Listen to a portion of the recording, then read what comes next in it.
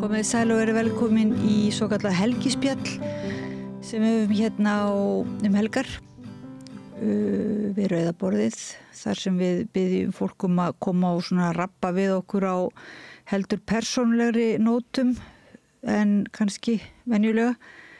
Til mín komin mjög góður gestur, það Gyrðir Elíasson, rithöfundur og myndlistarmaður og þýðandi og já, ýmislegt annað mætti nú kannski titla þig, hvað svona helst mætti ég titla þig?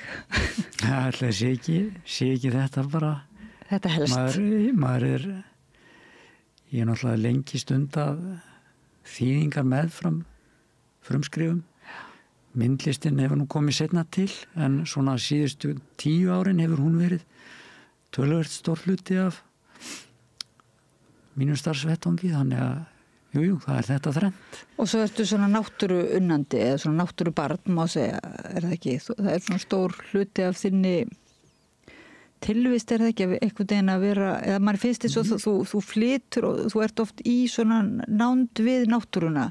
Jú, mér finnst það dálítið nauðsynlegt fyrir mig. Bæði hvað var það skrifin og myndlistin að tengja mig við landið í kringum mig og náttúruna og aðeins utan við hið manngerða. Og hvað það svona, hversu markvisst það hjá þér eins og í vinnunni sko? Ertu raunverulega ferðu reglulega í göngutúra alltaf eða ertu einhvern hátt þú veist, hugsar það svona beinlínis að tengja þig við náttúruna eða gerist það bara sjálfkrafa? Þetta gerist nú einhvern veginn sjálfkrafa, ég held maður sé nú bara eiginlega fæddur svona, en já, ég fer daglega í göngutúra og fæ oft hugmyndir og innblástur finnst mér í þeim sko. Þannig að Halldór Laxness sagði nú í einhvern tímann að manni dytt aldrei neitt almennilegt í huga á gönguferðum, en það ekki mín reynsla. Ég svona frekar myndi taka undir með Nietzsche sem sagði að sér dytti aldrei neitt almennilegt í hug nema á gönguferðum. Já, þetta nú svona og þetta skipta bara rithöfundum í tvett kannski. Já, það má eiginlega segja það. Og ég alveg klárlega í þeim hópi að gönguferðir svona vekja hjá mér. Hér áður sko, þegar maður var yngri þá var maður nú alltaf með vasabók tilbúna og dróð hana bara beint upp og skrifaði í hana, en það nú orðið svona með árunum maður svona setur þetta bak við eyrað, manni dettur eitthvað í hug og sér svo til hvort maður þegar maður kemur heim. Já. Tjekov sagði nú víst einhvern tímann að sko, það sem maður myndi ekki í ákveðin tíma það væri bara allt í lagi að það gleymdist. Nú, já, ég skil. Svo maður lætur það bara ráðast. Já, þú ert ekki með eitthvað svona minnistækni eða svoleiðis að setur það ekki einhvern veginn markvisst bak við eyrað þannig að þú munir það? Nei, ég svona ekki með neinar töfraformúlur til að halda þessu til haga. Það verður eiginlega bara svolítið að ráðast hvort að þetta tiltækt þegar ég kem til baka. Þú ert svona bæði kannski einhverju leyti markviss, það ekki í þínu vinnulagi og reglufastur, en svo ertu líka svona tristir á ég veit ekki, innsæið og andagiftina og tilviljunina og eitthvað konar þetta flæði og hreyfingu í göngunni og í vinnulaginu sjálf, það ekki?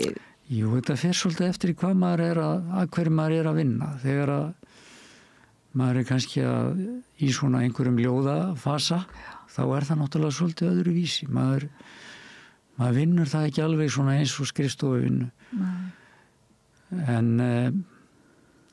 Ólaf Háke talaði um að einhvern tíðan sett sér það markmið að yrkja ljóð á dag og það auðvitað alveg hægt að fara í þannig gír og vera bara tiltölulega reglulegur í sinni nálgun og það koma alveg þannig tímabil hjá mér en yfirleitt nú þessir tímar þar sé ég meira inn á þessari sem sagt ljóða gerða þá verður það svolítið óreglulegra. En yfirleitt yfir daginn maður nú að vinna einhverju öðru líka, maður þýðir meðfram og gerir kannski myndir líka og stundum koma kannski ljóð þegar maður að gera myndir. Já. Og það getur líka verið öfugt að maður fá hugmyndir af mynd þegar maður í yrkingum.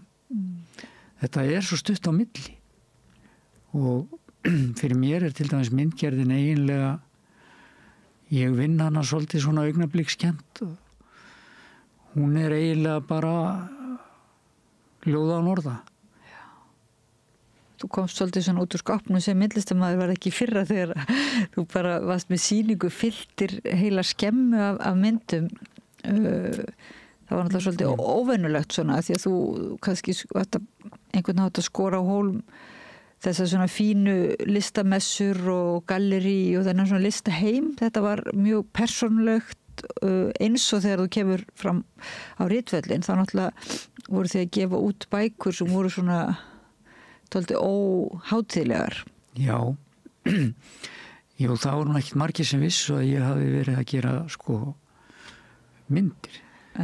Þannig að það kom nú ábyggilega mörgum töluvert óvart og líka umfangi. Já, ég verið í þessu margar myndir.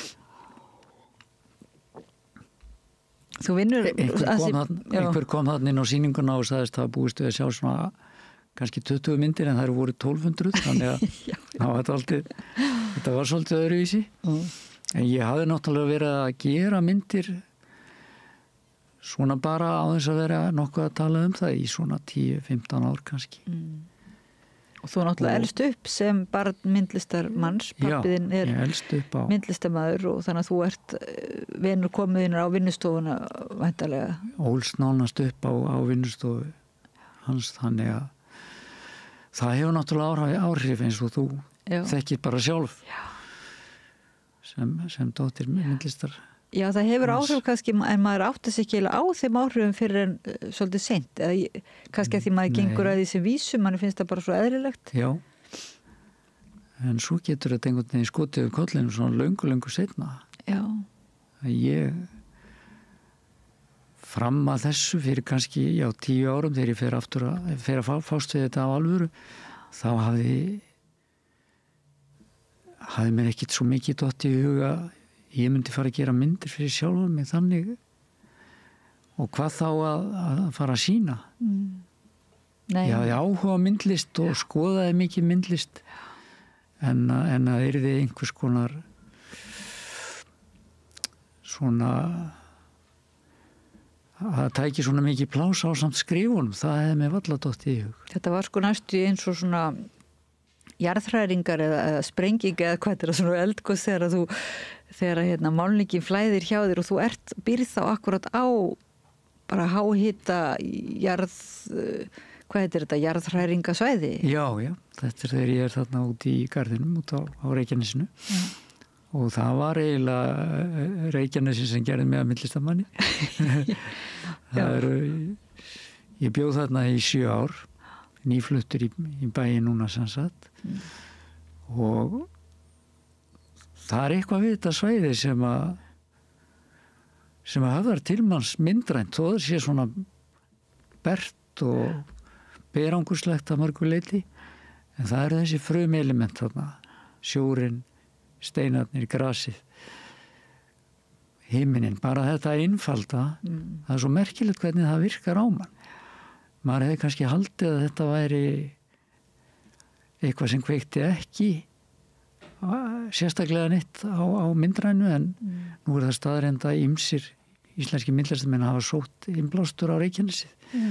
Farið þar að mála það og ýmist dæmi það og Gunnlaugur Skeving nú gott dæmi það.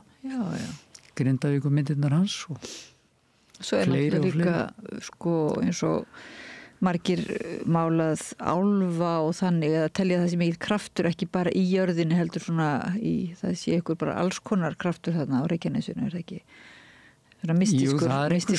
Það er svona menn hafa margir þarna dálítið mystíska sín á þetta svæði og þarna hafa nú verið frægir mystíkar eins og Una. Hvaða Una? Hún var miðill og spákona og mjög þekkt á þessu svæði og reyndar bara víðar. Það var meira segja gerður einhver BBC þáttur hana.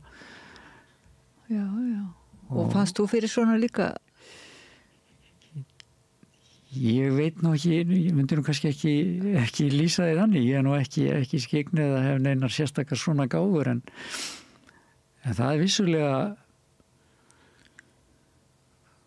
kraftur á þessu svæði og þannig ertu með náttúrulega Snæfellsjökulinn í garðinum með stórum staf sem að vitni nú í heiti á smásagnasafni Ísaks Harðarsonar og það vissulega svolítið sérstakt að hafa jökulinn svona nálægt sér á þess að vera á Snæfellsnesinu sjálfu því hann verður mjög fyrirferðarmikill þarna í vissri birtu. Já, En voruð þið ekki trætt þarna þegar að, ég meina þið bara búið, þið eru þarna akkurat þegar að, ég meina hvað í gegnum 3 eldgos eða? Já, eitthvað svo liðs eða fleiri. Fleiri jável, já. Nei, ég fann aldrei fyrir því neitt að þetta nú svona telst nú örugt svæði jarðfræðilega þarna. Nú það sem þið í garðinum? Já. Ég nefnilega þorði ekki að koma þarna þegar sýningin var, mér langaði þess að var síðasta sýningahelgi og þá var fólk vara við því að fara út á Reykjanesið. Ég tók því bara mjög hátil og fór ekki. En svo sá ég bara í kvöldfréttunum að það var bara full skemman hjá þér að það var fólk hafði bara flikst þarna og ekkert verið að pæla í þessari Viðvörun, nei, það var alveg ábyggilegt.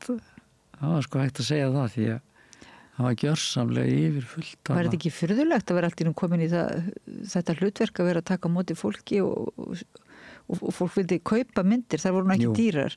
Nei. Jú, það var svolítið einkennileg upplifun og svona einhvern veginn óvænt því að ég hafi nú þó ég hafi ákveðið að halda þessa sýningu þá bjóst ég nú bara við svona mest heimamönnum og átti nú alla vona því að ég fær eitthvað að selja myndir. Ég setti ekki einu sinni upp verðlista eða neitt og ég átti ekki vona á neinu sérstökunni og mér varst bara gaman að gera þetta. En svo var það var bara rifist suma myndirnar fréttamaður. Já, þetta fór fram úr björtustu vonum mér ótt að segja. En lamaði þetta nokkuð myndlistamannin í þér? Hefur þú haldið áfram að? Já, ég hef alveg haldið áfram að gera myndir og mun halda því áfram.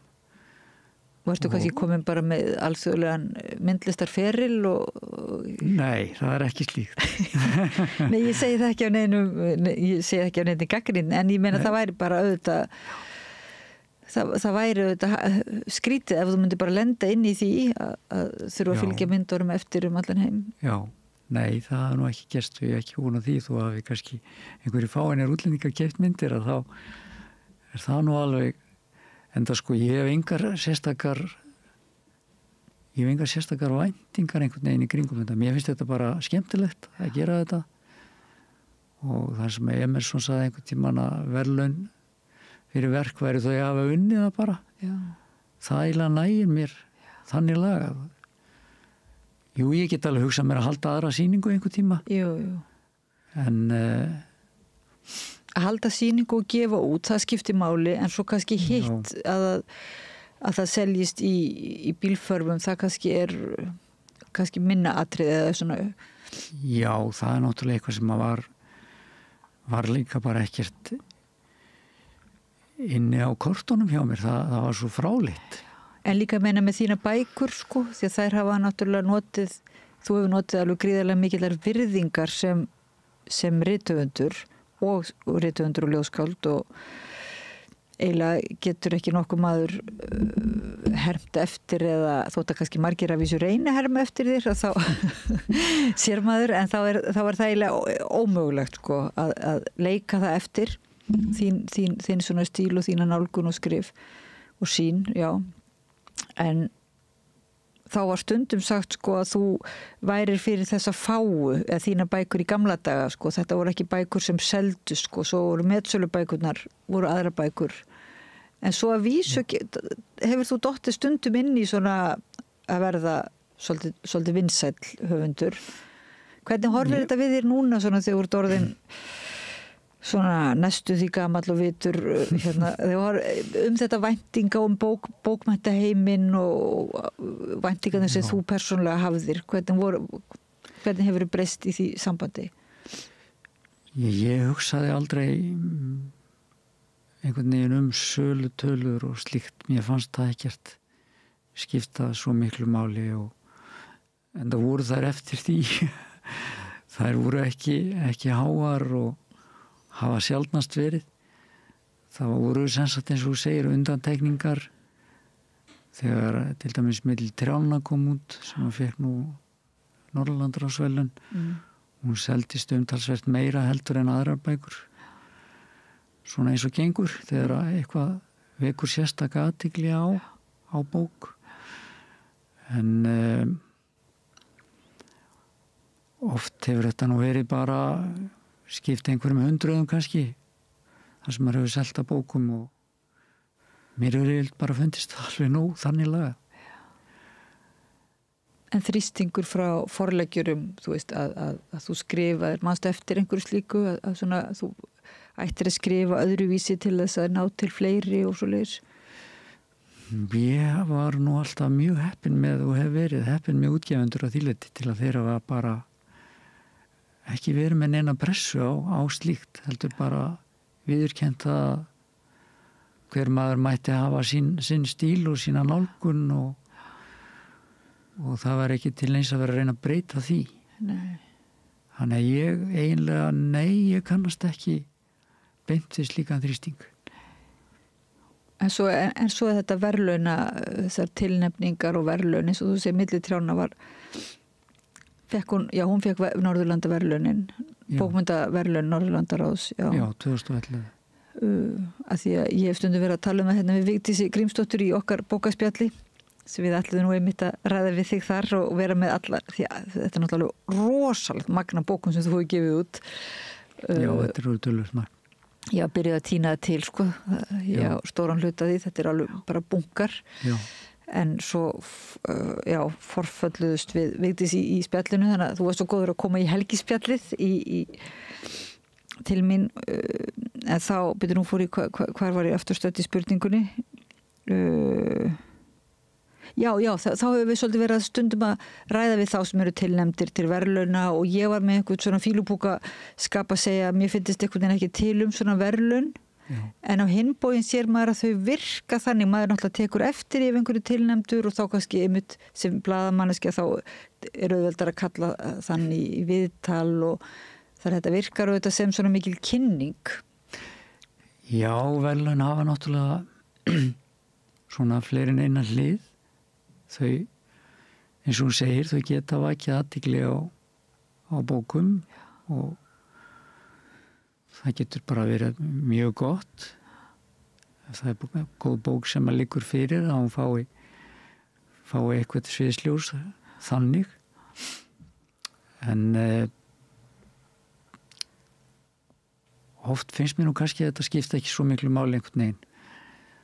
Og ég til dæmis sjálfur leita ekkert sérstaklega upp í verðlaunabækur til að lesa. Mér finnst bara miklu skemmtilegra að finna bók fyrir sjálfa mig á þess að mér sé vísa á hana með einhverju auglýsingu eða einhverju sérstakri kynning á því að þetta sé margverðlaunu bók. Já. Þannig það er ekki fyrir mér neitt svona ekkert úrslitaatriði.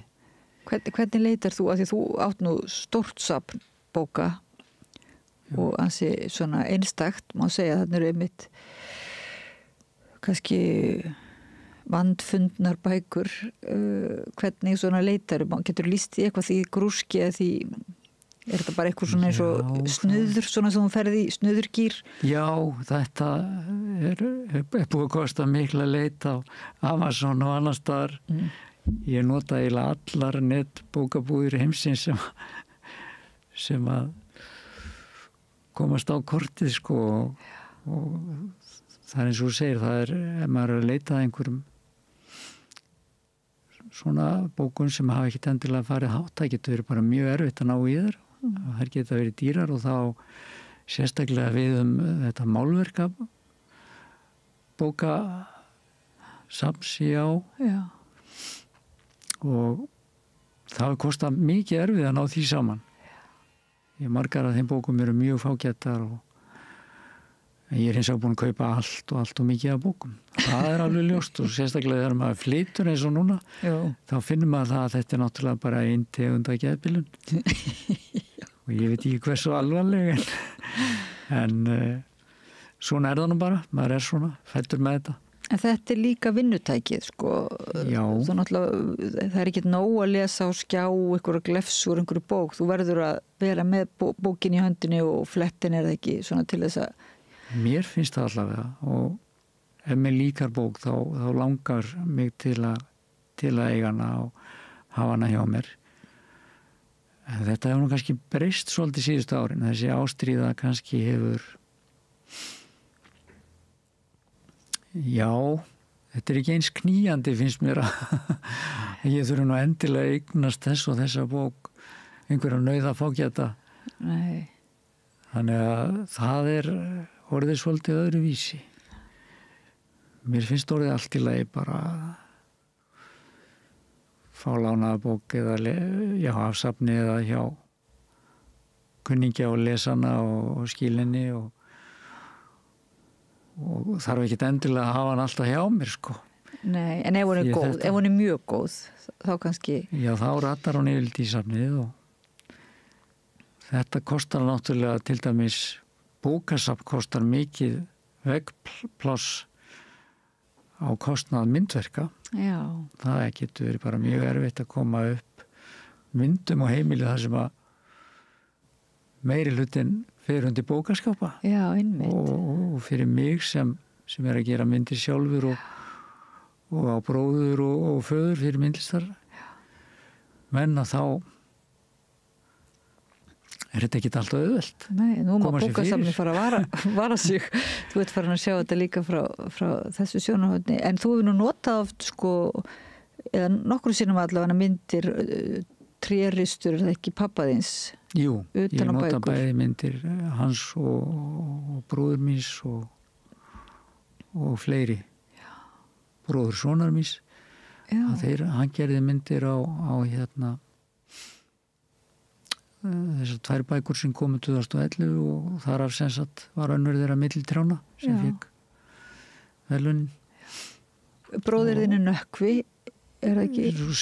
Jú, Nökkvi ljósmyndar og ég hef líka notað mynd eftir hann. Já. Kápu og svo það Sigurlaugur. Já, Sigurlaugur. Og síðan bróður sonur minn Rökkvi sem hefur verið að gera myndir. Þannig þetta hansi margir í familíinu sem eru svona með þetta myndlistargen. Já. Og náttúrulega í skrifum þínum þau eru mjög myndræn, má segja. Þannig að ég hef alltaf gengið svona út frá einhvern veginn myndrænni. Já, ég svona einhverja myndræna nálgun yfirleitt í. Já. En segðu mér aðeins með, sko, mér langaði að spyrja aðeins meir bókasöfnið og bókasöfnunina, sko, en eins og svona, þegar það gaman að spjalla þá sé maður svona nokkra möguleika og halda áfram í spjallinu og ég verða líka að spyrja þau ef það svona margir í fjölskyldunni með þessa eiginlega myndlistar eiginlega þrá í sér, sko. Veistu nokkuð hvaðan hún sprettur, hefur einhvern maður pælt í því, sko, hvaðan þetta kemur svona inn í fjölskylduna? Sko ég held að faðir minn hafi nú fengið áhugan vegna þess að Kjarval og sem sagt afi minn voru miklir vinir og eiginlega ólust upp saman og það var bara á næsta bæ, Kjarval var á næsta bæ. Já. Á Borgarfirði Eystri. Á Borgarfirði Eystri. Já. Og áhugin kviknaði ábyggilega bara strax í bernsku hjá pappa við það að með þeirra vináttu og svo þegar Kjarval var að koma auðvitað að Borgarfirði seinna orðin þekktur myndlistarmaður og var að ganga fjörur og tína steina og sína af sér náttúrulega allskins hegðun sem var ekki normal á þeim tíma og allra síst á svona stað. Og það fór ekki hjá því að þetta vekti athygli drengs og ungs manns. Og var afiðinn þá eitthvað, byrjaði hann að fást við myndlist líka eða? Nei, hann gerði það ekki. Nei. En þeir voru vinir og það var hérna kofi, eða hann var með einhvers konar svona vinnuskjól, hann Kjarval. Já, það var uppi reyndar á héraðinu í Hjaltastaðaþingá. Já. Þar var hann með lítinn kofa þar sem hann málaði. Já. En þá fór hann oft niður á Borgarfjörð og fór meira segja einu sinni á bátnum sínum á milli yfir. Vá. Og hann geymdi bátinn alltaf þarna upp frá þó hann væri langt upp í Hjaltastaðaþingá. Geymdi hann við húsið. Og hann er það en ef ég fer rétt með þá sildi hann niður Sælfljótið og síðan út fyrir Björginn og inn á Borgarfjörð. Ég skusti einu sinni. Háska för kannski svolítið. Já, merkileg ferð. Ég held að það hafa nú verið alveg koppalogni og góðu veðri sem hann fór. Þannig að það var kannski ekki þannig háskaferð en Borgarfjörður eystri er náttúrulega svo opbóðslega fallegur og Dyrfjöllin og þetta, það kannski bara er líka fegurðin sem hefur svona, starfað svona á ykkur. Já, þetta er náttúrulega mjög sérstæður staður, Borgarfjörður. Og þegar gott er veður þá eru fáir staðir. Fallegri má segja þetta er náttúrulega svo litríkt svæði, þetta er næststærsta líparítssvæði landsins held ég færi rétt með. Stærra en Lónsöræfi til dæmis. Að því leiti til hvað líparíti varðar og þar að leiðandi náttúrulega mjög litríkt og öll form gerð mjög fjölbreytt í fjöllum og þannig að mér finnst alls ekki einkennilegt að þarna skildi vaksa upp myndlistarmaður eins og Kjarval og síðan pabbi sko. Og þú ólst þarna upp líka? Ég var þarna á sumrin hjá af og ömmu, móður af og ömmu minni. Hvar fættist þú aftur? Ég fættist nú í Reykjavík. Já. En við fluttumst, foreldrar mínu fluttust á Sauðárkrók þegar ég var bara 2 ára gamall. Já. Og þar elst ég upp. Og er það þar sem þú kynnist Geirlaugi á Sauðárkróki? Já, þar kynnist ég Geirlaugi í Fjölbrautaskólanum þegar hann kemur sem kennari. Já. Og það svona skipti sköpum fyrir mig að hann kemur þarna til. En það voru að vísu, þarna voru fleiri bókmenntamenn sem að þessi skóli var býsna merkilegur í upphafinu og þarna voru bókmenntamenn eins og Bragi Halldórsson, Baldur Hafstað og fleiri. Já. Þorsteinn Broddason heitinn og þetta var hvetjandi umhverfi. Og svo kemur Geirlaugur þarna einhvern tíma þegar ég hálfnaði með námið og er náttúrulega maður vissi svona aðeins á honum sem skáldi en það var ekkert mikið meira en það þá. En svo kynntist ég honum bara mjög vel og hann hafði mikil áhrif á minn feril og það ég skildi fara út í þetta. En síðan voru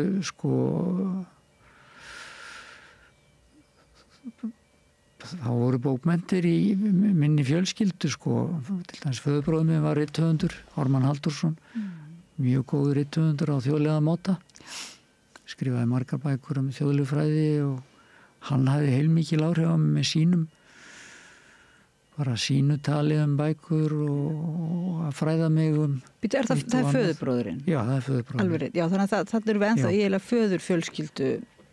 Já, það var þetta er hún. En svo var aftur kannski meiri músík í hinni. Mömmu megin. Já. Ég erði nú ekkert að þeim hæfileikum nefnum bara ég afskaplega gaman að hlusta tónlist. Já. Og hef safnað tónlist svona álíka og bókum. Er það álíka alveg? Já. Vínilplötur þá? Nei, mest geisladiskar. Já. Ég löngu hættur í vínilnum Ég hef ekkert farið aftur í hann eins og margir. Nei. Og hvers konar tónlist helst svona? Það er nú mest klassík og jazz og svo svona gamli blúsin áður en það var rammagnaður. það er svona helsta sem ég hlusta á, annars hlusta maður á allt þannig laga. En mömmu, hvaðan er mamma þín ættuð? Hún er ættuð úr Londafirði og hennar fólk kemur úr Londafirði, já, sunnan við Borgarfjörð. Og svo liggja ættirna niður á Seyðisfjörð. Ertu þá alveg austfirðingur? Sko, ég er alveg austfirðingur. Föður fólki sem sagt af Borgarfirði líka og svo ofan á Héraði úr Hjaltastaði Þingánni og þannig að ég er, já, allt mitt fólk er þarna frá þessu svæði. Líður þér þá ekki eins og þú sérst svona heima, að þú komir heim að fara austur á land?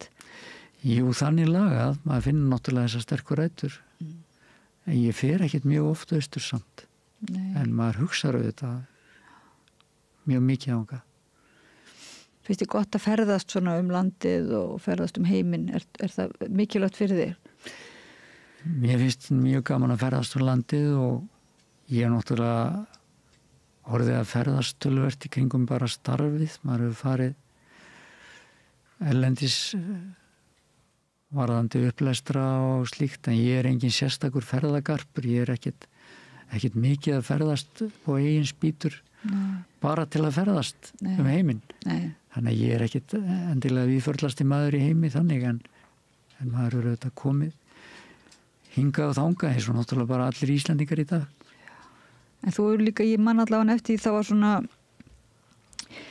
kannski eitthvað augnablik þegar að þú hefðir getað fylgt, sem kallað er að fylgja þínu ferli sko eftir með ferðalögum og með raunverulega meira kynningarstarfi og svona kannski stíga þetta skref yfir í svona einhvers konar alþjóðlegan frægð eða feril eða svoleiðis og þú kannski ég hafði bara ekki nægilegan áhuga á því. Nei, það var einhver móttrú í þér hérna. Það var eitthvað svoleiðis held ég. Já, mér fannst bara þetta skipti mig ekkit óafbáðslegu máli að mér fannst að þetta mætti bara gerast af sjálfu sér að það ætti að gerast og það hefur nú bara verið að gerast svona hægt og rólega en auðvitað verða ákveðin málsvæði útundan þegar maður fylgir því ekki eftir eins og til dæmis það er bara til ein bók eftir mig á ensku og ég er nú eiginlega búin að gefa upp alveg vonum að þær verði eitthvað fleiri því að það er svo erfitt að koma norrænum bókum bara yfir á ensku að það er með ólíkindum það þarf að ganga svo mikið á eftir í. Já. Þetta er mikil vinna sko að fylgja svona eftir. Já, það er nánast full vinna og mér fannst eins og að myndi bara taka frá ritstjórunum sjálfum þannig að ég var ekkert að eldast við það og ég veit það ekki, þessi nokkur hundru sem að lesa mig hérna, mér fannst það einhvern veginn eiginlega alveg nóg þannig lagað. En hvernig finnst þér svona bókmennta heimur svona, ef segjum bara í heiminum eða líka bara á Íslandi svona, hvernig líkar þér við þann heim? Því þar er nú kannski bæði er fólk bara í sínu hodni að sinna sínum skrifum og svo leiðis en kannski kemur ekki svo mikið frá höfundunum en kannski einhver staður utan frá með ökkrum líka kapitalisma eða svoleiðis í bókaheiminum að það er einhver krafa þetta að þú fylgir eftir og búir til þennan frama og svoleiðis en svo er þetta líka bara fjárhagslegt sko, ef þú ætlar að þú dettur eiginlega alveg úr lestinni þú heldist úr lestinni sem sagt varðandi að það geta lifað af þínum skrifum mæntanlega ef þér alveg sama ef þú segir bara að það sé allt í lagi séu bara nokkur hundru sem lesa. Já, maður alltaf svona stundum hefur þurft að herða suldarólina, það er alveg nokkuð ljóst en það er svipað með þetta og þetta sem hún spurður áðan með erlendu að fylgja eftir erlendis að mér hefur bara ekki langað neitt sérstaklega til þess að vera alltaf að eldast við þetta að fara í fjölmiðla og lesa upp og það er bara áhuga sem minn hafa einhvern veginn legið utan við þetta og mér hefur bara þótt nóg að skrifa einhvern veginn og bara vera það er alveg nóg sjálf sér þannig lagað sko en þar með auðvitað auðvitað væri maður ekki að gefa út ef maður vildi ekki hafa einhvern hljómgrunn. Það auðvitað kannski ákveðin mótsögn í því. En fjöldi lesenda skiptir ekki endilega öllu máli, finnst mér. Nei. Alveg eins og maður þekkir það þegar maður les upp og það er kannski ekki rosalega mikil mæting, en upplesturinn getur verið mjög góður, eða sem sagt upplifunin af upplesturinn getur verið mjög góð þrátt fyrir það. Já, þetta er einhver pressa svona, ef þú ætlar að fara sem höfundur að fara að spenna þig upp í að vera að safna og stækka lesendahópinn, og sem oft er það sem ég kannski er eitthvað klaufalega hátt að orða, það er þetta svona, það er kannski stundum einhver krafa til höfunda að þeir hugi betur að markhópnum eða svo leiðis og kannski er maður svolítið gamaldags að því litunum mann finnst eins og það sé bara varla hægt að vera að skrifa og líka vera einhvern veginn að hugsa markhópin, að það sé bara verður að og eins og í þínu tilviki það er einhver svona viska og það er einhver óbúðslega sterkar tilfinningar í þínum bókum sko, sem að ég segi fyrir mig maður var bara ekkert samur þegar maður las þína bækur fyrst sko, það er bara að fylgja manni, það er breyttu maður sig einhvern veginn innra landslægi algjörlega og svona maður myndi ekki vilja að sá höfundur, ef maður hefði ekki þekkt þig bara að sá höfundur hefði bara verið að tætast upp í einhverju alþjóðlegum frama heimi, þú veist, að því að mann finnst svo mikil sem verðt að það sé akkurat þessi einhvern veginn ró eða dýft eða eitthvað svoleiðis sem kannski er ekki hægt að viðhalda verandi líka Það getur verið erfitt í þessum nútíma heimi þar sem áreitið er svona mikið og fólk þarf að vera helst allstaðar í einu, en ég held að sumir hafi alveg orku í þetta hefur nú sennilega verið einhverju leitið bara líka orkuleysi hjá mér. Ég hef nú glímt við svona bara erfið þunglindi á köflum og ég er ekkert vissum ég hefði bara getað alltaf staðið í þessu að vera á mörgum vígstöðum í senn í raun og vera að fylgja eftir bókum, skrifa og vera hér og þar og mættur allstaðar til þess að kynna auk þess að mér finnst bara að bókmyndirnar eiginlega kynni sér svolítið sjálfar og bækur eigi að lifa svolítið sjálfstæðu lífi. Höfundurinn er vissulega til staðar í bókinni sjálfri, en að persónans þurfi alltaf að vera með í fjölmiðlum eða slíkt, það finnst mér ekki nauðsynlegt og stundu til trafala. En ég er ekkert að segja það að þetta sé fyrir alla að gera þetta svona. Mér finnst allt í lagi að ef menn hafa kraft í þetta og getu þá fylgja þér sínum bókum eftir og reyna að fá sem mest hljómgrunn fyrir þær. En þú hefur nú alltaf verið til í samt að koma í einhver viðtöl og svo leiðis og jafnvel þegar þú varst þegar þú hefur verið svolítið langt niður, er það ekki? Jú, ég hef ekkert alveg sniðgengið þetta. Þetta er ekkert prinsipmál hjá mér. Nei. En það væri þá ekki hér. en svona ég hef viljað halda þessi innan ákveðina marka. Já. En finnst þér þú nýta, það er aðstæðanleg spurning kannski, en þetta þunglindi sem þú hefur verið að stríða við, sem að maður getur kannski, ég veit ekki, maður finnur kannski svolítið fyrir því stundum í textanum, það er ekki beint þunglindi sem maður finnur fyrir heldur, það er einhver melankólía já, svoleiðis kannski frekar. Jú, þetta er náttúrulega einkennilegu sjúkdómar vegna þess að hann er bæði drifkraftur og hemill og getur verið þáttur í að skapa eitthvað eins og dæmin sanna náttúrulega bara í listasögunni, en leið þegar þetta gengur úr hófi og verður of íþyngjandi að þá náttúrulega getur þetta bara kyrkt listsköpunina. Já. Þannig að þetta er mjög svona vandrötu leið oft að búa við þetta. Og er þetta alltaf raunverulega þetta átakið? Hafa ekki komið tímabil þar sem það er bara þú skrifa nokkra bækur? Þarf þetta alltaf að skora raunverulega þetta umverulega þunglindi eða þessa uppgjöf eða hvað það á hólmi einhvern veginn? Það hafa nú sem betur fyrir komin tímabil og áralöng tímabil jafnvel þar sem þetta hefur legið í láginni en hér áður gat þetta verið mjög strembið að eiga við ritstörf meðfram þessu og svo líka síðustu árin hefur þetta verið áskorun en þá hefur myndlistin komið sterkinn með hinn orðlausa tjáning en ég hef alltaf skrifað samhliða. Já, þú hefur aldrei raunverulega hætt að skrifa, jafnvel þótt þú hefur verið ekki til lengdar en það hafa komið tímabil þar sem maður hreinlega bara getur það ekki. Ég held að það séu allmörg dæmum það í listasögunum að menn geti skrifað hvað sem á gengur í þessum fasa en ég hef ekki getað það.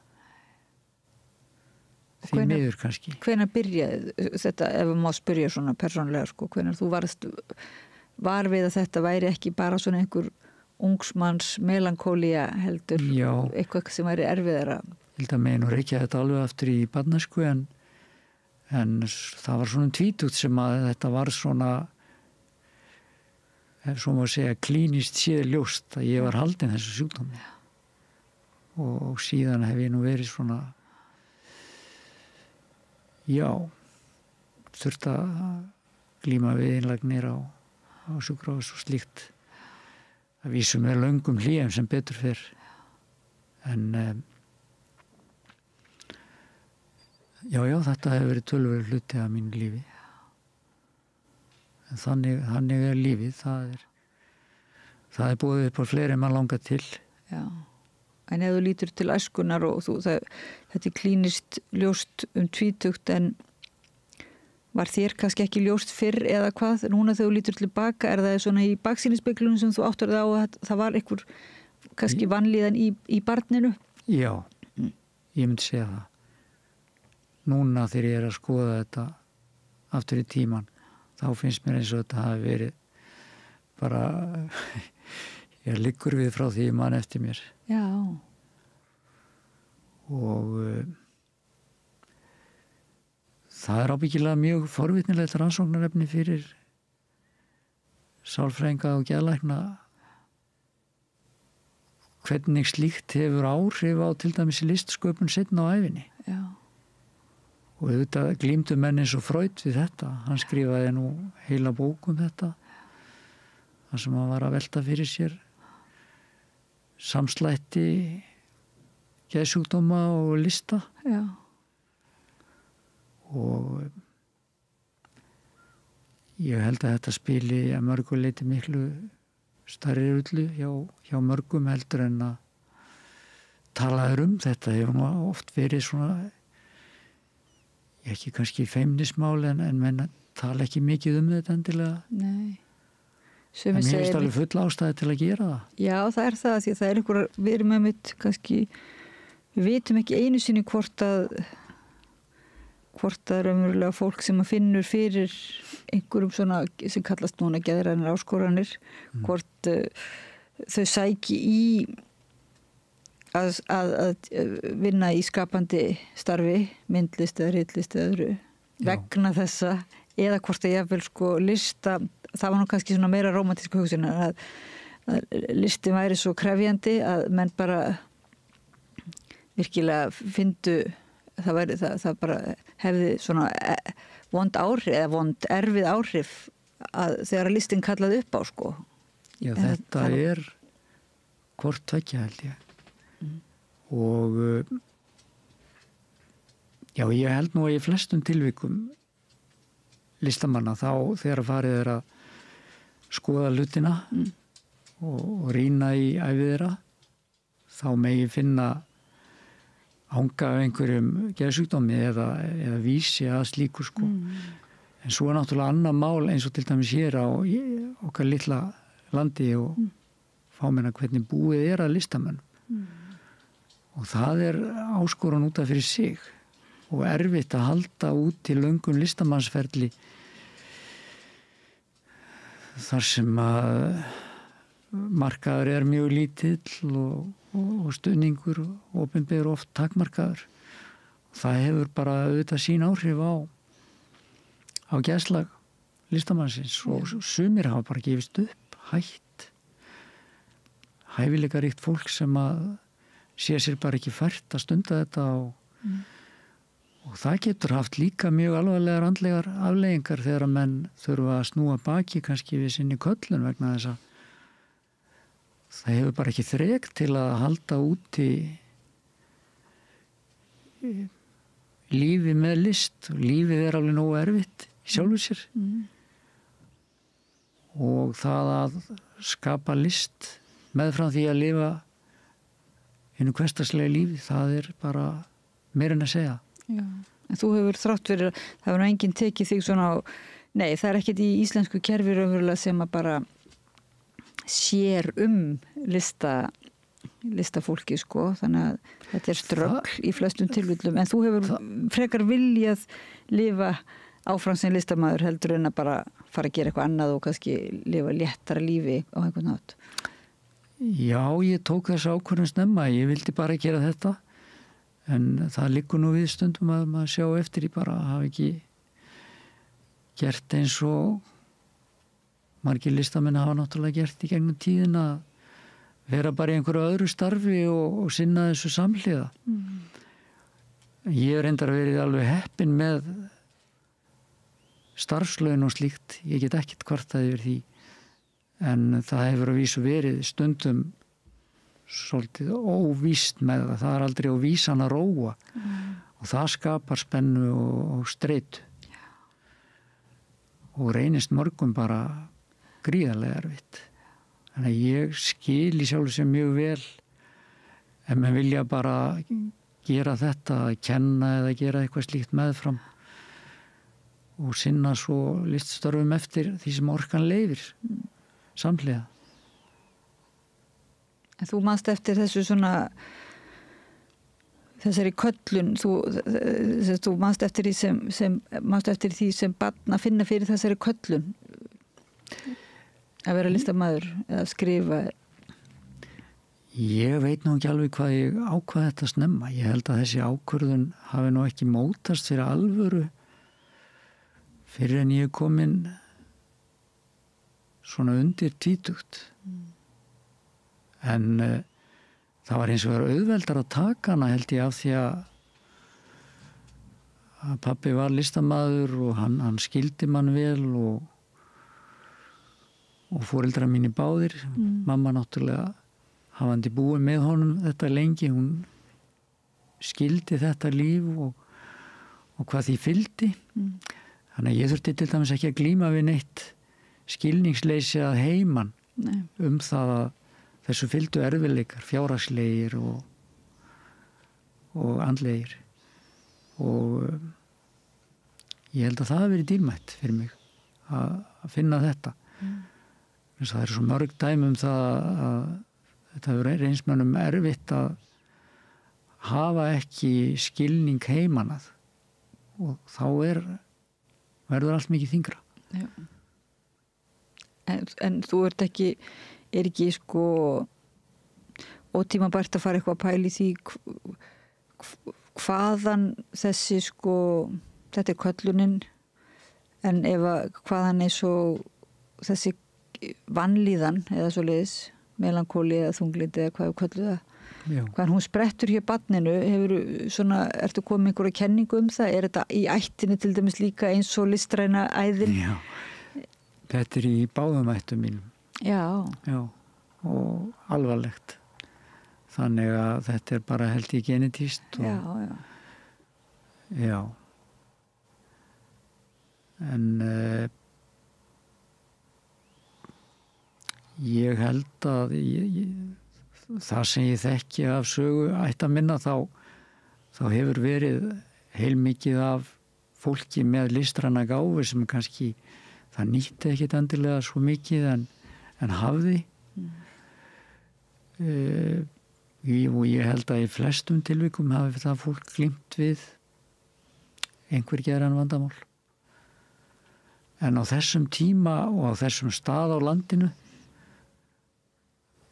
á þessum afskekta stað Borgarfirði, þá voru náttúrulega tækifærin ekkert sérstaklega mörg og ég veit að það krafðist kjarks og krafts hjá til dæmis föður mínum að brjótast í það að fara til mennta í myndlist. Hann fer snemma suður og svo til Kaupmannahafnar og Þýskalands til að læra og gerir þetta mest upp á eigin spýtur og hjálpar lítið held ég megi segja og maður spyr sig eiginlega hvað hann hafi fengið kraft í þetta. Því á þeim tíma skilningurinn náttúrulega miklu minni og það náttúrulega sama sagan með Kjarval. Hann náttúrulega eiginlega þessari fyrstu kynslóð þar sem að skapast svona ákveðin jarðvegur fyrir það að menn sæki sér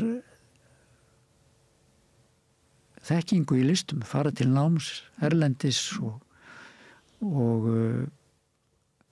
þetta er bara að gerast í raun og veru, já, helgis í listinni. Já. Það er bara að gerast í raun og veru á þeim árum sem hann er ungur maður og er að vaksa upp. Já. Og til dæmis ég veit ekki hvað margir vita hver Ingimundur Fiðla var, sem var bróðir Kjarvals. Já. Hann er 12 árum eldri, mjög hæfileikaríkur drengur og í músík og spilaði á fiðlu en naut engrar menntunar eiginlega. Hafði enga möguleika á að komast til náms í Kaupmannahöfn eða neins staðar og hann verður raun og veru hann einhvern veginn bugast andlega. Síðan breytist samfélagið kannski á þessum 12 árum sem skilja þá að. Þannig að allt í einu skapast náttúrulega með aukinni útgerð og fiskveiðum og landið verður aðeins ríkara og það myndast einhver jarðvegur fyrir stuðning og þar á meðal þá kemur upp þessi áhugi á að styðja við listir og að listir skipti máli. Eitthvað sem að Íslandingum hafði nú því miður ekki verið nógu ljóst öldunum á undan. Ég vil þó að væri alltaf skáld að vita allir hvernig að búið að þeim. Já. Og myndlistin náttúrulega var nánast ekki til þannig. Alltaf bara út á jaðrinum eða spásjunni. Já. En er ekki svolítið merkilegt að á Íslandi þá er það að vera listamaður eða líka rithöfundur, það er á einhvern nátt svipað því að vera þessi köllun og þetta að helga sig starfinu svolítið eins og líka við þegar fólk fór í gamla dag á miðöldum í klaustur eða eitthvað svoleiðis og þá er það oft kannski aukaatriði hvort að menn sumir fóru út til mennta, sumir voru bara byrjuðu að skrifa bara alþýðu fræðimenn og alþýðu skáldkonur jafnvel sem að voru nutu engrar athygli eða svoleiðis. Þetta er svolítið merkilegt að það er þetta svolítið sterka sem ég man meira segja eftir sem ég er ekkit vissum að sé núna er þetta meira lítið á þetta svona ég ætlar að velja þér þetta slæma og óhagsýna starf. Já. En það er þetta svona hugsunin að þú helgir þig einhverju bara og þú veit og það er alveg óljóst hvort þú getur mentað þig eða hvað þú að gera til þess og þurfi bara einhvern veginn að fara á móts við þessa einhvern veginn þessa köllun. Ég held að mörguleyti sé köllun trúmannsins og köllun listamannsins alls ekki óskild og á þeim tíma sem ég til dæmis er að fara út í þetta þá fannst mér menn ekki spyrja svona mikið að hvort þetta hefði eitthvað upp úr sér að vera listamaður menn bara ef það langaði til að gera þetta þá fóru þeir út í þetta hvað sem það kostaði eiginlega og Það er viðurkennt að þetta er hálfgett brjálaði, svona eins og köllun trúmannsins. Þannig lagað. Það er, en svo er náttúrulega, eru menni svo Halldór Laxness sem að eiginlega fær þarna tvöfalda köllun sem trúmaður og rithöfundur. Og hann yfirgefur síðan eina trúarlegu köllun en heldur áfram skrifunum. Og ég held að hann hafi einhvern veginn bara saminætt þetta að runnið í eitt farveg. Já. Þetta fyrst og fremst köllun. Hvaða heiti sem þú setur á það. Þetta ástríða og þú trúir á þetta. Þú þarft að trúa á listina, hvað hún gerir fyrir mannin, hverju máli hún skiptir. Þannig að þetta að mörguleiti ekki svo ólíkt. Ert þú trúaður líka svona? Ég held að ég sé það alveg á minn hátt og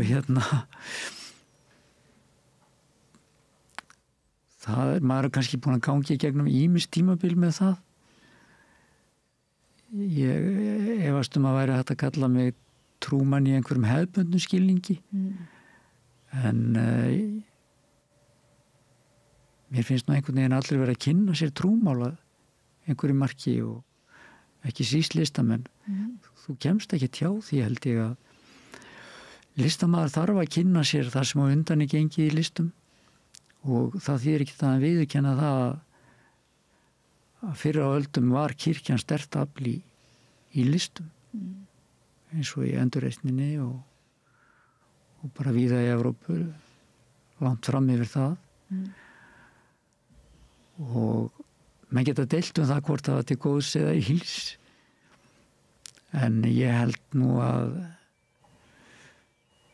ansi stór hluti eða til dæmis ódauðlegum listaverkum í myndlist tengist kirkjulist á miðöldum og hvað má þú segja tónlistina Bach og allt það og gildir það sama að ritlistina.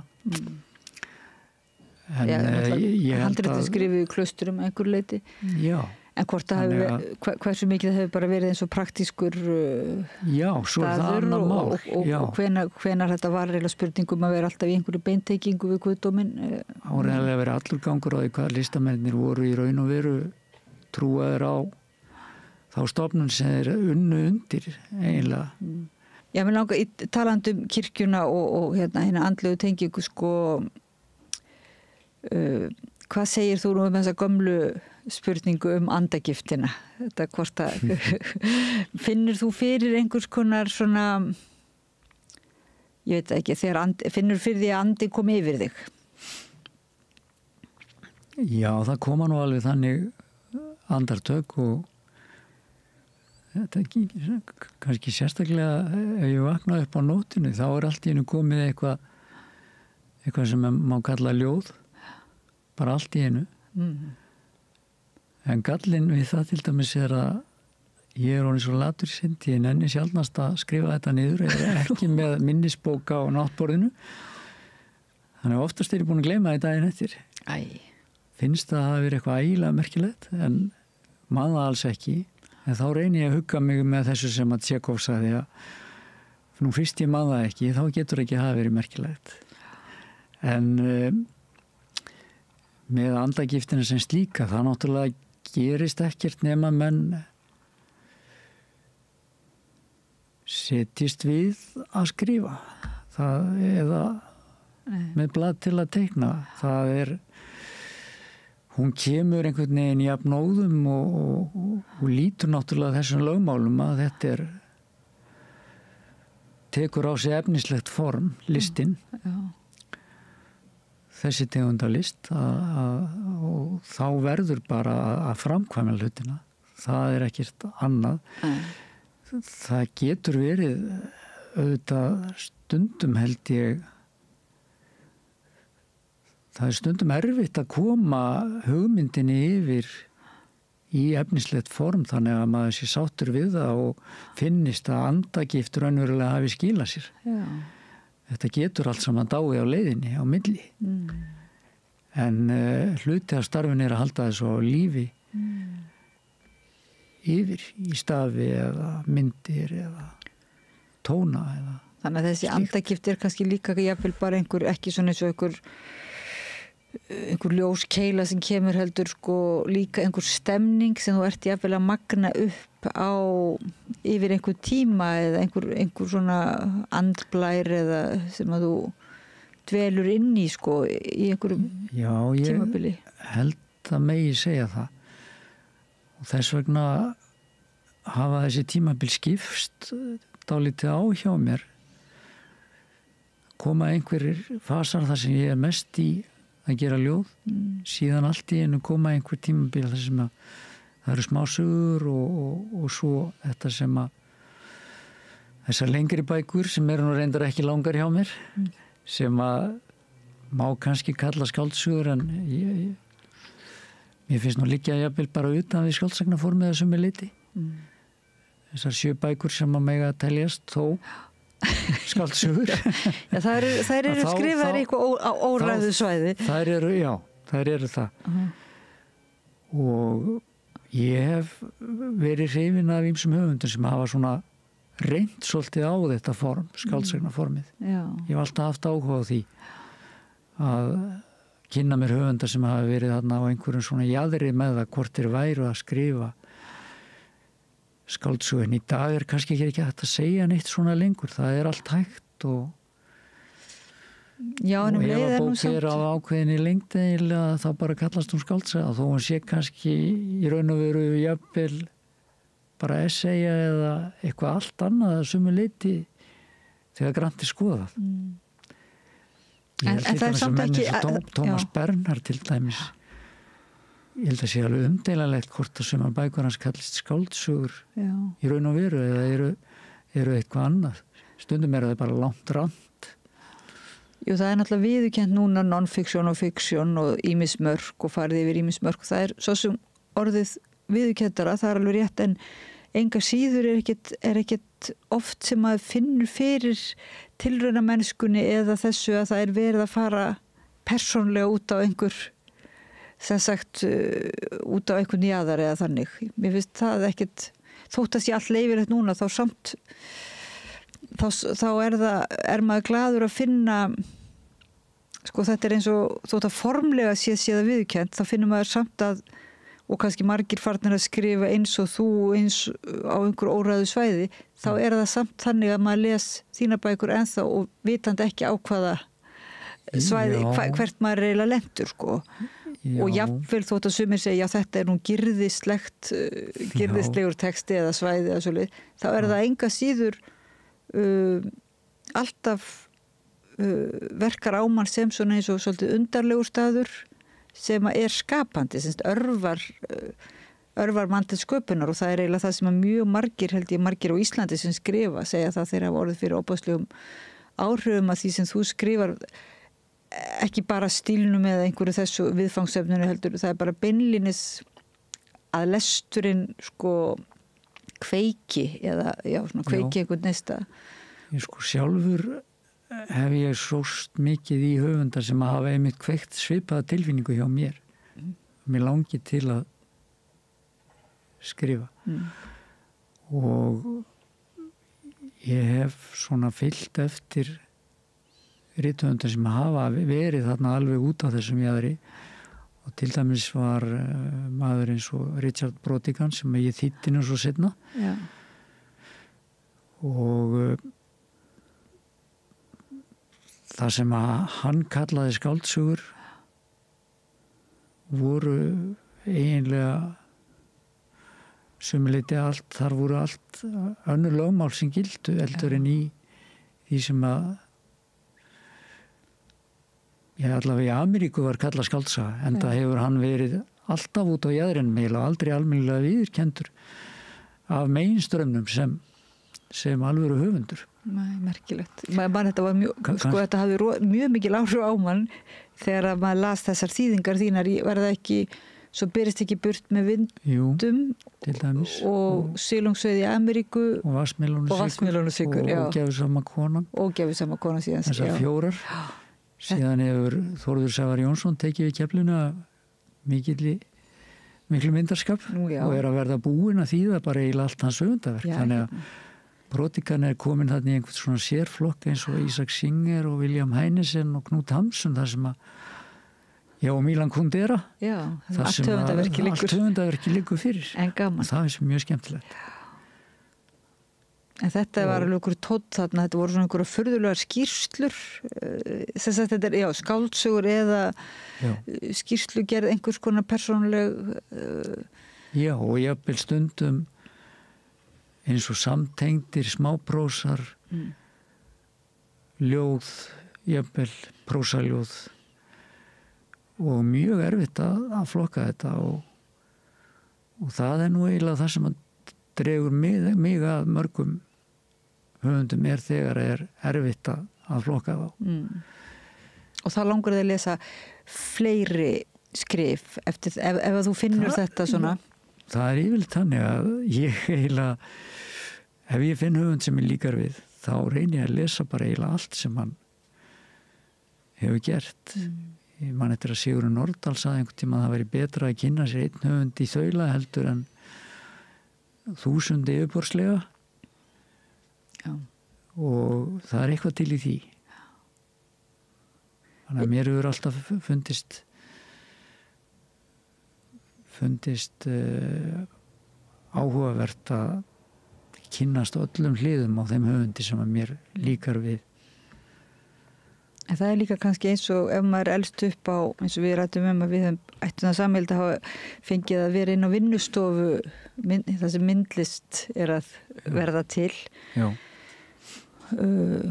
Og út í náttúrunni þar sem maður líka í þessari inspirasjón þá langar mann til þess að sjá ekki bara eina góða mynd heldur einmitt að upplifa tengslin á milli verkana og það eitthvað svæði þarna líka á milli verka hjá listafólki og höfundum sem mann finnst svo áhugavert. Já, þetta alveg eins með myndlistamennina og rithöfundana hjá mér til dæmis og af því að ég hef nú safnað málverkabókum af kannski allt og mikill ástríðu að þá það þannig að stundum á ég orðið kannski 20 bækur sama myndlistamann af því að mér langar til að sjá allar hliðar á hans verkum. Það þýðir ekki endilega að hvorki með myndlistamennina eða rithöfundana manni líki jafn vel við allt sem þeir hafa gert en það einhver þörf fyrir að fá einhverja heildarmynd af þeim sem manneskjum líka og listamann. Því að mér finnst alltaf erfitt að aðskilja persónuna og listamann. Það alltaf áhugavert þetta samspil finnst mér. Já. Þannig að ég reyni líka að kynna mér æviferil þeirra. En ég man eftir einhverju samræðu sem við áttum, ég man ekki hvaða listamann það var eða rithöfund og þessi vonbrigði þegar maður kemst að því að höfundurinn hafi verið hálfgerður skítall. Það svona, hefur þú ekki stundum upplifið það? Einhver sem góður höfundur og þegar þú kynnir þér síðan þá hann eitthvað ekki alveg nógu góður. Jú, ég meiri sér þýtt höfundar sem síðan hefur komið í ljósa voru nú ekki alveg svona eins og til dæmis kóreska skáldi Ko-un sem að mér skilst að sé nú bara nánast útlægur gerur úr asískum bókmenntum núna vegna einhverja hluta. En ég hins vegar ekki mikið fyrir slaufunar menninguna. Nei. Og ég get alveg lesið höfund og hann hafi átt sér einhverja skuggalíðar. Við eigum okkur þær öll sko. Jú, þetta breytir kannski sýnmanni á viðkomandi listamann. En það mjög sjaldgæft að ég snúi algjörlega baki við einhverjum vegna þess að hann sagður hafa gert þetta og hitt. Allir út í allir sé ekki gott þetta. Jú. Ég hef alltaf haft uppihald á honum og það eiginlega sama hvað hefur gengið á. Ég hef haldið tryggðið myndir hans og hort á þær og sé ekkert fram á að breyta því. En þetta auðvitað stórt siðferðilegt spursmál og það auðvitað hver að hafa sína skoðun á þessu. Það sem sagt, margir vilja bara ekkert af því vita ef að einhver listamaður hefur orðið uppvísa einhverju sem ekki talið. En það ekki svona svolítið þá þessi gamla hugmyndum að listamaður sé eitthvað hafinn yfir aðra eða sé einhverju að þú getur afsakað siðleysi hans með listinni það kannski mér veist þú ekki verið að lýsa því það heldur freka bara þetta svona mannlega eðli það augljóst að listamenn þetta gallagripir eins og aðrir. Já, það eiginlega meira það sem ég á við. Þannig að það svolítið skrítið þegar mann verið fyrir svona vonbrigðum bara eins og þetta séu guðir, hálfguðir sem allt í unum falla á stalli. Þú ert ekkit hissa þótt einhver eigi sína skuggalið. Ég held ég hef aldrei sett höfunda þannig á stall sem persónu. Ég hef lesið ótal ævisögur höfunda og maður klárar aldrei svo ævisögum listamenn að það kom ekki fram einhver skuggalið. Það er óhjákvæmilegt. Þannig að þó við séum að því vorum að tala í trúarlegu samhengi á það, köllun listamanna og köllun trúmanna annars vegar, að ég hef alltaf einhvern veginn gert ráð fyrir því að köllun listamanna fylgdi bara töluvert sterkur breiskleiki. Mér finnst það liggja í hlutarins eðli. Hitt er svo annar mál að breiskleikin fylgir líka trúmönnum. Það er margsann. Og þetta bara er hluti af mannlegu eðli og stundum hefur mér bara fundist að gera listmanna forvitnilegri og jafnvel persónuleikan sjálfan. Þannig að ég er svona má segja töluvert andslúin því að mönnum sé algjörlega slaufað stundum fyrir óljósar og jafnvel ósannaðar sakir. En það er náttúrulega samfélagið mjög upptekið af því. Sérstaklega það kannski sérstakt er að þegar þú nefnir þetta þá áttar maður á sig á því að það er kannski slaufun listamanna verður oft svolítið meira afgerandi heldur en jafnvel annarra sko. Eða kannski er það bara að því að maður tekur meira eftir því eða svoleiðis, veit það ekki. Já, það getur verið og svo eins og segir, þá er oft búið að setja það á ákveðin stall og mönnum finnst einhvern veginn sjálfgefið að þeir eigi að vera á einhvern ákveðin hátt eða eins og bækur þeirra eða hvernig eða myndverk eða eitthvað slíkt. Ég held að sé bara óraunhæf krafa einhvern veginn. Já. Svo er þetta með sannleikan sko, með heilindin að ef einhver listamaður eða rithöfundur hefur skrifað og verið að predika raunverulega einhverja góða siði og er síðan uppvísað því einhverju lindu vondu lífi, þá kannski verður það svona upplagt skandalmál. Já. En yfirleitt er þetta nú kannski ekki svoleiðis nefnilega mál sko. Yfirleitt eru nú listamennir ofta að tjá eða tala út frá einhverjum veikleika sko. Já. Sem ætti þá ekki að koma inn jáfnvel á óvart sko. Nei. Þetta er flókið mál að ræða og ég er svo sem enga fullmótaða skoðun á því hvernig ég að takast á við það þegar að þetta gerist nú orðið svo oft að einhver listamaður er tekinn fyrir á forsíðu einhvers blaðs eða í sjónvarpi og það maður þekkir svo mörg dæmi það og menn verða allavega finnst mér að kynna sér málin mjög vel og reyna þá að átta sig á því hvort að það sé sannleikur í þessu áður en þið dæma þetta og ákveða það að þeir ætli aldrei að líta á þennan viðkomandi listamann aftur.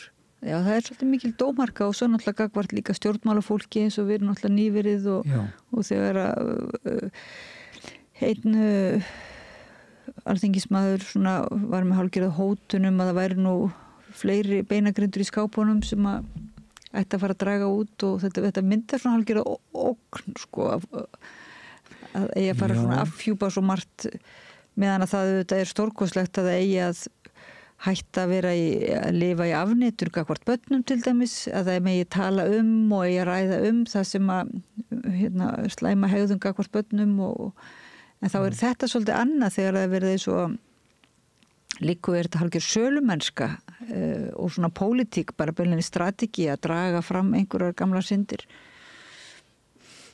Já. Ég sem sagt held að ef út í það væri farið væri nú hægt að draga upp eitthvað alla. Líka þá sem að eru að draga þetta upp. Þannig að það er svona mín skoðun en auðvitað á rannsóknarblaðamennska rétt á sér og allt það. Jú. Þannig að þetta er ekki einfalt mál. En þessi tengsl við höfundana, ég man að þú varst að hvetja okkur einhvern tímann og fleiri til þess að lesa, vera sko raunverulega, þetta samband sem þú átt í við aðra höfunda. Já. Bara með lestrinum. Þú talar um þetta er raunverulega svo stór hluti af þessu starfi sko, að skrifa. Já. Það er þessi tengsl við, auðvitað kannski kollega einhverju leyti, en kannski ekki síst við textan eða svo leiðis, við höfundana í textanum. Getur aðeins lýst þessum tengslum eða þessum samskiptum og þetta er eiginlega, þú lýsir þessu eins og vináttu eiginlega. Já, ég hef myndað svona, finnst mér einhvern veginn í gegnum bækur, bara vini, höfundar sem vini, sem ég þekki ekkit persónlega, eru kannski búa einhverstaðar, eru erlendir höfundar og búa einhverstaðar hinum einu á hnettinum. En listin eru þetta einhverju leyti tækifæri til þess að mynda tengsl á milli fólks og einmitt á svona vináttu tengsl í einhverjum skilningi. Andlega tengingu og það er hluti af mikilvægi listarinnar, myndi ég segja. Man finnst stundum í þínum bókum vera svona einhver einmannaleiki. Þú lýsir umverulega vel einhvers konar, ég veit ekki hvort það er svona bara tilvistalegur einmannaleiki eða og svo kannski oft þá kemur vinátta inn í einmannaleikan svona frá úr alls konar áttum. Já, þetta er náttúrulega mjög einmannalegt starf, bara að vera listamaður. Sko af þessu tægi. Ég öfunda oft þá sem eru meðlimir í hljómsveit, það er í leikarahópi eða slíkt.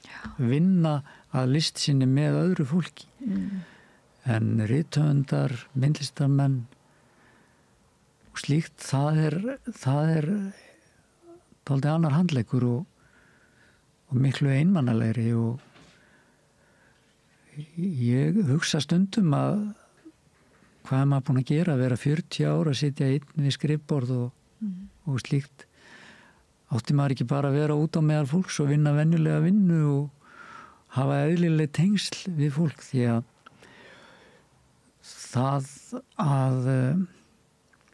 þetta sem ég var að segja, að reyna að ná sambandi við fólk í gegnum listina, orð á blaði eða mynd, það kemur kannski aldrei alveg í staðinn fyrir mannleg samskipti bein. Listin er mikilvæg í einhverjum skilningi á því að koma á tengslum, en listin er alls ekki allt. Hún er bara hluti af lífinu, finnst mér. Og því eru einhver takmark sett hverju maður á að fórna fyrir hana. Og ég held stundum að ég hef til dæmis fórnað allt og miklu fyrir hana. Þegar kemur að þessu og einmannaleiki getur verið svolítið biturt hlutskipti þegar líður á æfina. Og hann fylgir þessu starfi tvímælalaust. En nú áttu góða fjölskyldu og góða vini, kollega og svoleiði sko, en það er bara enga síður þessi mikla. Þú náttúrulega bara situr mikið við þetta starf er bara svo mikil einvera, krefst mikillar einveru. Það bara krefst þess að þú gefur þig að því óskiptur einhvern veginn og þá er alltaf hættan á að annað verði út undan. Ég þó maður vildi svo gjarnan að það væri ekki þannig. En maðurinn náttúrulega er bara takmarkur vera og getur ekki einhvern veginn verið á öllum sviðum í einu. Og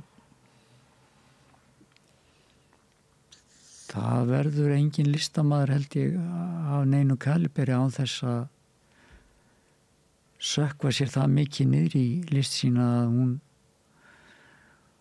hún kallar fram eitthvað sem kallar mætti einmannaleika. Ég held að það fari ekkert hjá því. Og hugsanlega jafnvel hjá þeim sem eru í listum þar sem er meira hópstarf.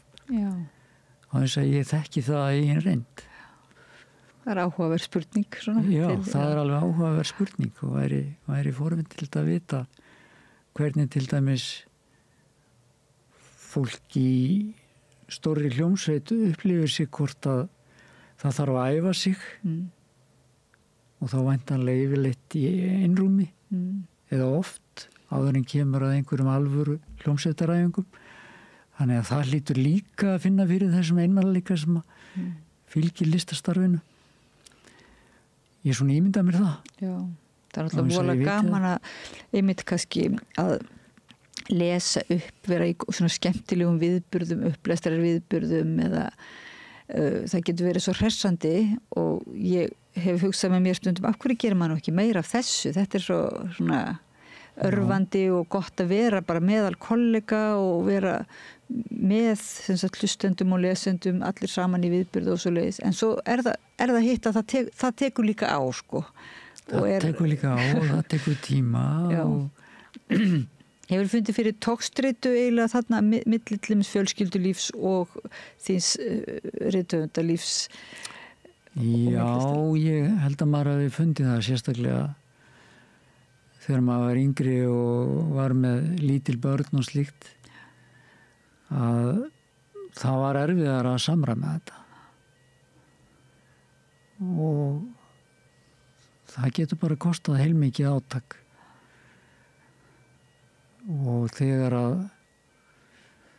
þetta svona afkomu tengt og maður að sjá fyrir fjölskyldu kannski með list sinni þá verður þetta jafnvægi sem varst að tala áðan með listina í sinni tærustu mynd og svo hvað þarftu stóran lesendahóp eða átt að hugsa það eða ekki að hugsa það og hvernig það snýr allt saman. Það getur orðið bara mjög erfið spurning. En hefur einhvern veginn fundið fyrir svona, þegar þú hefur talað eiginlega frá upphafi þitt svona geðslag og þunglindir umverulega, svona, hefur fundið fyrir því að fyrir fordómum eða svo leys að því að þetta svolítið langt síðan að þú varst eiginlega talaðir kannski þetta og það voru ekkert margir sem kannski sögðu frá því? Nei. Já, ég held nú að það sé nú ennþá töluvert að fordómum í samfélaginu gagnvart geðsjúkdómum. Jafnvel þó að við tölum oft eins og við höfum það ekki og það sé allt látið líta þannig út á yfirborðinu.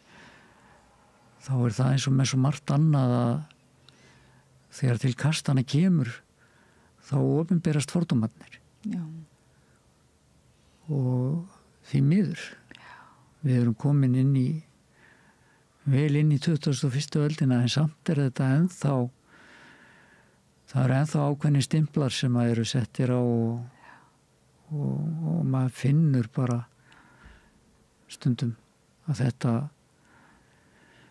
einhvern veginn það litið á þetta öðruvísi en mér finnst það að líta á þetta sem eðlilegan hluta af mannlegu eðli og mannlegu lífi því að við höfum öll tilneyingar í þessa átt en það bara svo mörg atvik í lífinu það er svo margt sem getur gerst með verða fyrir áföllum og svo margt sem getur kallað þetta fram að við verðum að líta raunsæjum og skilningsríkum augum á þetta.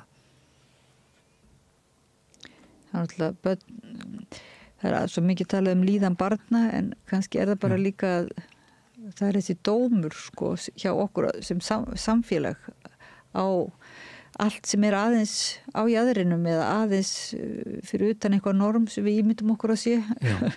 Já. Það svo harka kannski og dómharka sem fer náttúrulega voða illa með börn, virðist vera. Já, og mér finnst þessi umræða þetta með börnin mjög góð og þörf en mér finnst svolítið fundist að verða út undan að fólk að glíma við þetta á öllum aldri og eldra fólk, miðaldra fólk þetta allstaðar. Já, en ég var akkurat að hugsa sko foreldrar, þessi börn það að segja, það þetta sko þessi dómharka þegar börn get ekki svona sagt óörugg það að tala foreldra sína eða get ekki rætt opinskátt þegar þetta einhvern veginn ekki að við séum komin svona, já, við erum komin langt inn í 21. öldina en samt það erfitt bara fyrir börn að segja að foreldrar þeirra séu jafnvel listamenn eða glími við einhvern vanda eða fjárhagsvanda eða það svona einhvern veginn það einhver normalisering sem og þá náttúrulega þjást foreldrarnir ekkert síður börnin sko. Jú, ég þekki þetta náttúrulega eigin raun og það var alls ekki auðvelt að vera listamannssonur á Sauðárkróki þegar ég var að vaksa upp og ég held að ég sé ekkert að ofnota orðið einelti þó ég segja að ég hef upplifað slíkt á eigin skinni vegna þess að þetta var það mikið úti á jaðrinum á þessum tíma og þar að ekki var hann mjög vinstri sinnaður og það bættist ofan á þannig að ég var fyrir tölvur aðkasti sem strákur vegna þess að faðir minn gegndi allt öðru starfi heldur en var normið á þessum tíma því að hann hættir að vinna önnur störf bara rétt upp úr 30 og snýr sér eingöngu að listinni og það þótti bara mjög einkennilegt á þessum tíma. En gastu talað þetta einelti eða þetta aðkast sem þú varst fyrir eða svo leiðis, gastu talað það við þau, foreldra þína? Ég ekki viss ég hef gert það svo mikið. Ég held ég hafi svolítið borið þetta bara með sjálfum mér og ég veit ekki hvað þau urðu mikið vörfið að þetta þjakaði mig. En ég geti alveg trúið að þetta á einhverju leyti haft bara töluvert mikil andlega áhrif á mig að finna svona hvernig maður var eiginlega á einhverjum jaðri í samfélagsins á einhvern hátt. Já, bara skrítin að þín fjölskylda væri bara eitthvað óeðlileg eða þannig. Það óeðlilega einkennilegt að segja þetta vegna að það ekkert svo langt síðan. Þetta kringum 1970 sem að en svona þetta nú bara og í minni bæjum minnstakosti var þetta svona og til sveita það hefur kannski verið dálítið öðruvísi fyrir þá sem ólust upp hérna í Reykjavík en hvað var og er það bara fyrsti listasamfélagið var komið lengra á veg jú. En var sko þegar Geirlaugur Magnússon kemur sem kennari þá ertu hún komin í Fjölbrautaskólann og ertu hún gamall. Var engin annar svoleiðis bjargvættur eða þannig sem að gæti einhvern veginn bara sarfærti að þið væruð hluti af einhverju stærra samhengi og væruð í lagi? Jú, ég meinar eins og til dæmis þarna í skólan. Já, eða bara á Sauðárkróki sko.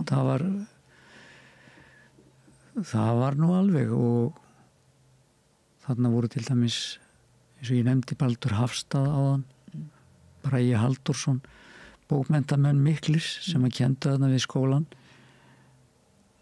og listneiðir að öllu leyti sem að studdu fannst mér mjög við mína sjálfsmynd hjálpuðu mér að finna eiginlega hvert hugur minn neyðist og hvað mér langaði til að gera og síðan kemur Geirlaugur á svolítið svona öðrum forsendum hann kemur þarna sem kennari en er fyrst og fremst bara þessi mjög sérstakki listamaður og mjög mikið öðruvísi en annað fólk á Króknum og vakti mikla athygli strax og hann hjálpaði mikið til að styrkja mína sjálfsmynd varðandi þetta væri það sem ég langaði til að gera hvað sem það kostaði eiginlega. Já. Ég hafði ekki áhuga eiginlega á neinum svona hefðbundnum störfum. Hitt var strax orðið svona ríkjandi einhvern veginn í hugan. Ég vildi starfa við eitthvað sem tengdist listum. varstu byrjar að skrifa bara skólastíla eða svoleið sem að þessi kennarar líka lásu yfir og svona nefndu við þig að þetta væri svolítið? Já, það var strax á þeim tíma svona sem að maður fór átt að sjá því að maður hefði kannski einhverja hæfileika í þessa átt og styrtist auðvitað við viðbröð því að það þurfa náttúrulega allir einhver viðbröð við því sem þeir eru að gera. Já. Það er nauðsynlegt. Og svo kannski fyrirmyndir eins og þú segir, það hefur verið styrkur fyrir afa þinn og kannski pappa þinn að horfa til Kjarvals sem að og svo færð þú þessar fyrirmyndir, Geirlaug og svo náttúrulega hefur þú verið fyrirmynd. Ég veit fyrir mig persónulega mikil styrkur bara í þessari ákvörðun að ætla að helga sig þessu að því að þetta er svo mikið brjálaði eitthvað að ætla að halda áfram að reyna að skrifa eitthvað. Þannig að það er ómetanlegt kannski einmitt í lifandi fólki sem sagt samfélagi eins og þú segir, maður getur auðvitað fundið fyrirmyndir í bókum og vini og svo er þetta fólk sem þú hittir svona verður á vegiðinum. Já, ég er ekkert viss að maður hefði farið út á þessa braut sko ef að maður hefði ekki kynst öllu þessu fólki sem að kemur þarna á krókin í þetta tiltölulega listsnauða samfélag. Þó að ég hafi haft þó ég hafi alist upp við myndlistina og slíkt og átt þennan föðurbróður ágæta sem var fínn rithöfundur og slíkt.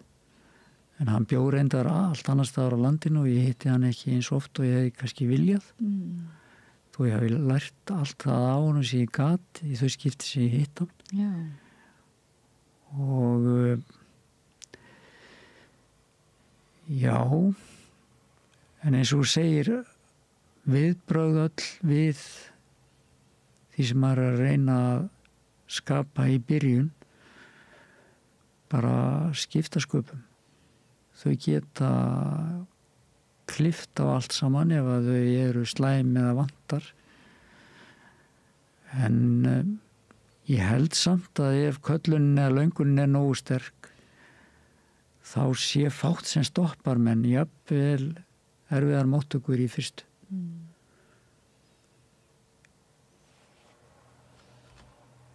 Það er bara kallið er sterkt og hvaða höfundar íslenskir svona voru þínir svona sem að eiginlega kölluðu þig til sín eða Þeir voru náttúrulega margir. Það voru auðvitað bara menn eins og Laxness og Þórbergur sérstaklega. Það var mér snemma mjög hugleikinn. Og svo allir módernistarnir og Jóhannes og Köllum og ekki síst hans síðustu ljóðabækur þar sem hann gengst módernismannum að hönd. Og ég lít nú eiginlega alltaf á hann sem svona eitt af atómskáldunum þó hann sé það kannski ekki formlega talinn og já, maður las bara allt sem maður komst yfir og voru svo ótal margir sem höfðu áhrif á mann og svo menni svo Snorri Hjartarson Vilborg Dagbjartsdóttir fleiri og fleiri. Erfitt að byrja. Það er í raun og veru listin gæti orðið endalaus. Auk sko síðan allra erlendu höfundana. Það hefur verið bókakostur á Sauðárkróki. Já, það var ágætis bókasafnar og svo var góður bókakostur bara á mínu heimili. Og ég læriði mjög snemma að lesa. Það var bara eitthvað 4 ára þegar ég fór að lesa. Og var snemma farin að lesa bækur svona utan við minn aldursflokk. Þó ég hef alltaf lesið líka, ég las alveg barnabækur og alltaf líka en ég fikk snemma áhuga á að kynna mér fullorðinsbækur. Já. Og já, þannig að það var mjög fljótt sem að hugurinn hneigðist að þessu þannig. En núna ertu nýfluttur í svona, hvert er þetta fluttur í Garða, nei ekki Grafarholtið. Já. Alveg í útkverfi og þar er bara beint út í náttúruna og út í tré og hólmseiðina og ótal gönguleiðir og göngustígar bara út í ósnortna náttúru. og það skiptir mig heilmiklu máli. Búin að raða bókunum upp þar? Svona nokkurn veginn. Ég vildi bara að það væri eiginlega færri núna. Ég kemði bara á alla fyrir. Þetta er aðeins minna húsnæði sem ég hef núna heldur ég hafði. En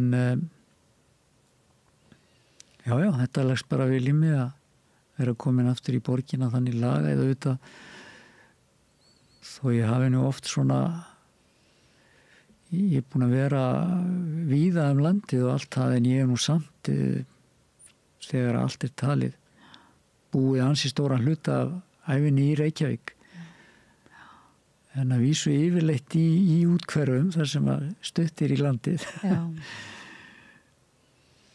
En sko, ertu að skrifa núna, má maður spyrja svona lokum aðeins hvað þú ert að skrifa eða þýða eða og hver er svona hver eru þín helstu vinir kannski í skálda heimum? Það er kannski of persónulegt svona, spyrja. Það er það sem ég nú að reyna að skrifa núna er einhvers konar frásögn af þeim svona andlegu veikindum sem ég átti að glíma og ég veit svo sem ekki alveg hvað verður úr því að hvort það kemur út eða slíkt en ég verið að reyna að fást við að koma einhverju mynd á það. Það er eins og það er mjög erfitt finnst mér og allt annan hátt heldur en að skrifa skáldskap. Ef þetta kemur einhver tíman út þá er þetta svo allt öðruvísi bók og ég verð að viðurkenna að ég er svolítið hikandi við efnið bara vegna þess hvað þetta er afskaplega ólíkt og þetta tekur á. Síðan er ég alltaf með eitthvað að þýða með fram og það er nú nýlega komnar út 2 bækur sem að Dimma gaf út annars vegar Ólaf Háke ljóðaþýðingar og svo bók sem heitir Í landi sársaukarns eftir franskan höfund Alphonse Daudet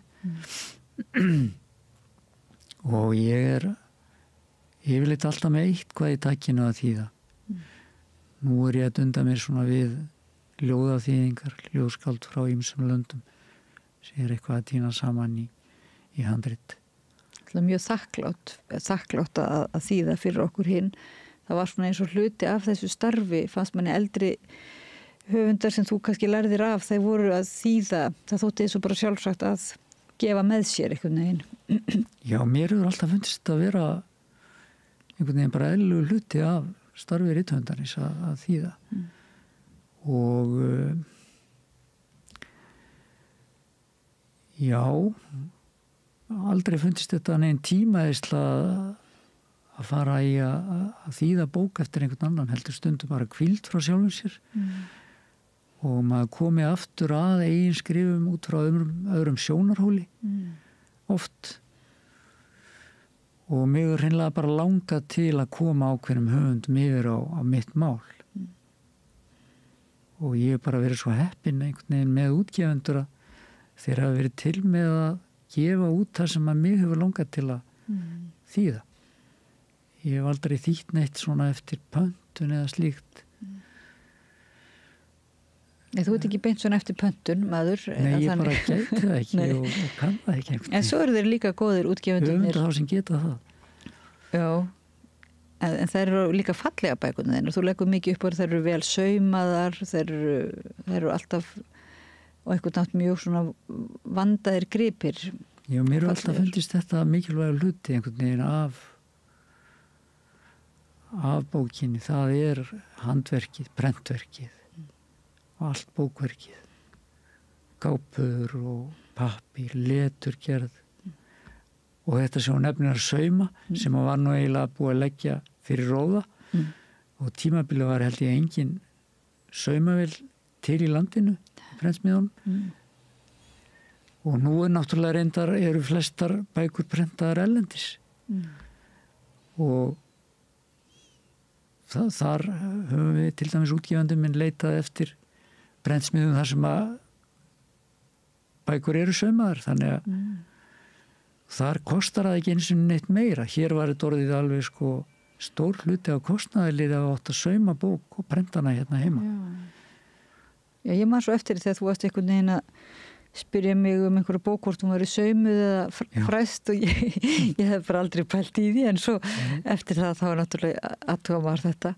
Já, mér alltaf fundist það einhvern veginn mikilvægt. Hvernig opnaður líka og handleikaðar og líka þegar þetta vina samband sem að Þetta kannski líka eitthvað frá því að þegar var byrjað að fræsa bækur þá duttu það nú bara oft í sundur í höndunum á manni.